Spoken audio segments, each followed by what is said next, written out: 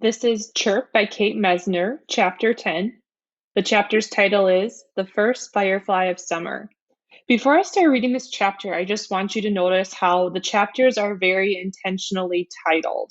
So think about the first firefly of summer and how that relates to the chapter that we're about to read. And I'll try to remember at the end of the chapter to ask you the significance of the title. Mia thought about that the whole drive home.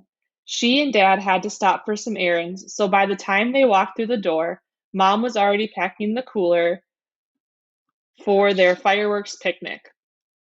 Does Clover want to ride tonight? Mom asked. No, she's riding bikes there with her moms, so they'll meet us. After Mom changed her clothes, they drove to pick up Graham, who was surprisingly chipper, given her fruit fly infestation. Mia almost didn't want to ask, but she was too curious. How's everything going at the farm? Buggy, Graham said, and waved her hand in front of her face as if she were swatting fruit flies. But let's not talk about that tonight. I'm going to enjoy the fireworks with my granddaughter. Hey, they're playing my song. Dad turned up the radio. It was tuned to the country station that played God Bless the USA practically nonstop on Independence Day weekend. Dad sang along every time, badly. By the time the song ended, they were all laughing. I'll drop you off and find a spot, Dad said as they pulled up to the waterfront. Mia knew he was doing that so Graham wouldn't have to walk far with her droopy foot, but Dad was smart enough to add, because the cooler's heavy, so she wouldn't argue. The sun wouldn't set for another hour, so there was plenty of space on the lawn. How about over here? Mia led the way to a grassy spot between two big trees and helped Mom spread out the blankets. Hey, Clover called as she walked her bike over. Perfect timing, Mom said. We just got here. She and Graham introduced themselves to Clover's moms, Alessandra and Jess. While Clover and Mia tore into a bag of potato chips, Mia brought Clover up to date on the fruit fly situation. That Potsworth guy is the worst, Clover said. We've got to nail him on this. Can we go out there tomorrow? Everything's closed until Monday, Mia said. But yeah, we need to do something. Half an hour went by before Dad found them. I had to park in another county, he said, looking around at the growing crowd, and now I'm famished from my journey. He passed out sandwiches, sodas, and his famous 4th of July pyrotechnic brownies, and everyone dug in. When they were finished, Mia and Clover went to the playground before it got dark. Mia's Boston friends would have thought that it was too elementary schoolish. She loved that Clover didn't care about stuff like that. The swings were full of little kids, so Mia and Clover took a few lazy twirls on the merry-go-round thing while they waited. As Mia spun around, she saw a sign she never noticed when she lived here before. No adults allowed except in the company of a child, she read. That's weird. Not really, Clover said.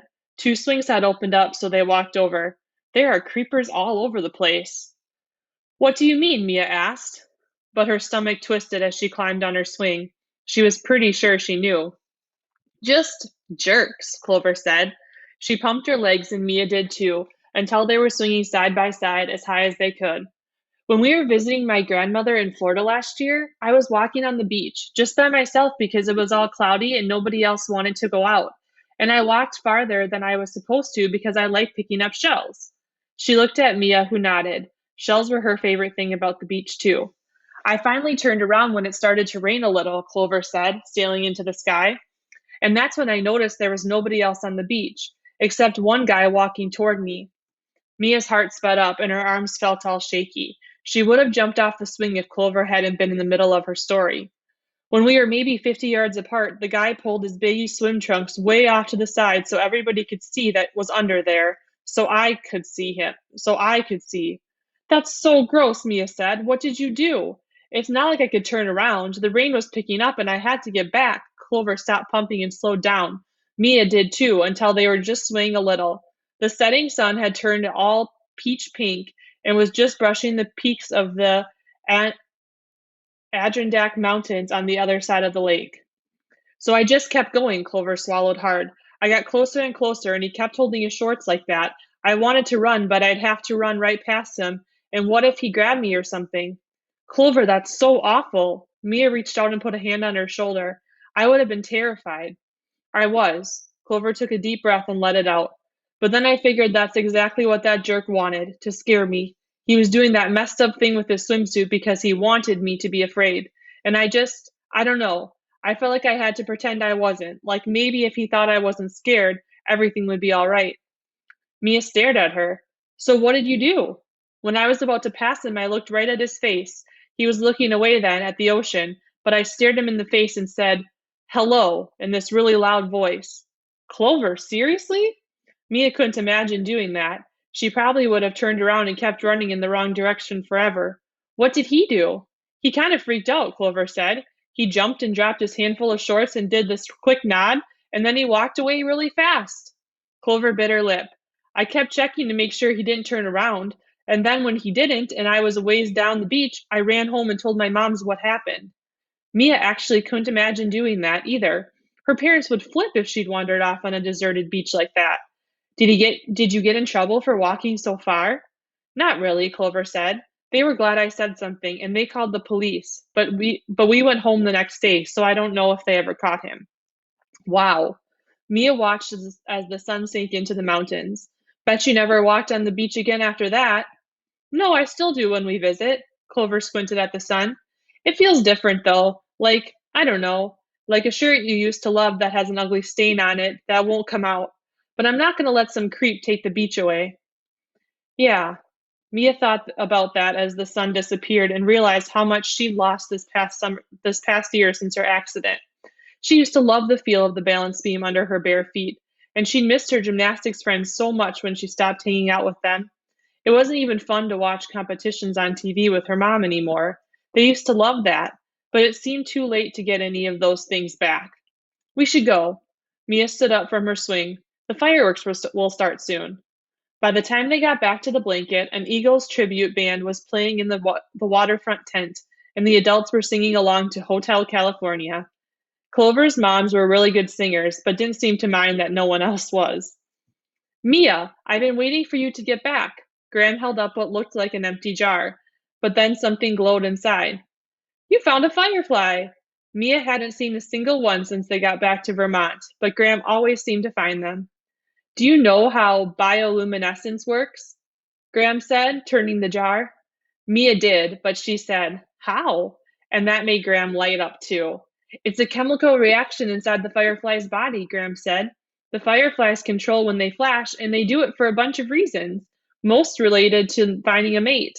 The males are always showing off, lighting up, and then females of the same species answer and she let her firefly go free and it flashed off into the trees. What if the female firefly isn't into the male who's calling her? Clover asked. Well, Graham's eyes practically glowed at that question. There's actually one species of firefly where the female signals to males of a different species, males they don't have any interest in mating with. So what do they do if those other males show up? Mia asked. Eat them, Graham said. All the moms applauded at that. Ouch, Dad said. Speaking of light, who needs a sparkler? Everyone did. So he passed around the box and held a lighter until they were all lit. Mia and Clover stood up with their sparklers, kicked off their flip flops, and twirled around, making swirling trails of light. It was like the swings with her Boston friends. Mia would have felt too old to dance with sparklers, but with Clover, it was just fun. Spell out your name, Clover looped her sparkler to make a fancy cursive C. Mine's easy. Mia sparkled out her 3 letters. Oh, we used to do this when I was a kid. Jess jumped up and spelled out her name too. Alessandra tried to join in, but only made it to the D before her sparkler faded. I don't think I like this game. It's not fair to people with long names, she said, and everyone laughed. Hey, the real fireworks are starting, Dad called. Sticks in here. Mom held up a cup of water she had waiting so nobody would step on the hot ends. Everyone fizzled their sparklers cool and settled in to watch as red and blue fountains of fire exploded over the bay. Mia loved listening to the waves as the fireworks lit up the sky. She loved that they were watching with Graham this year, and she'd found that first firefly of the summer and gotten to tell Mia and Clover about making light. And Mia especially loved that she had a new friend, one who was brave enough for both of them.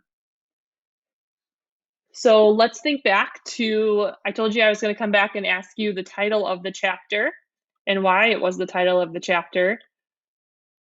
So the title was The First Firefly of Summer.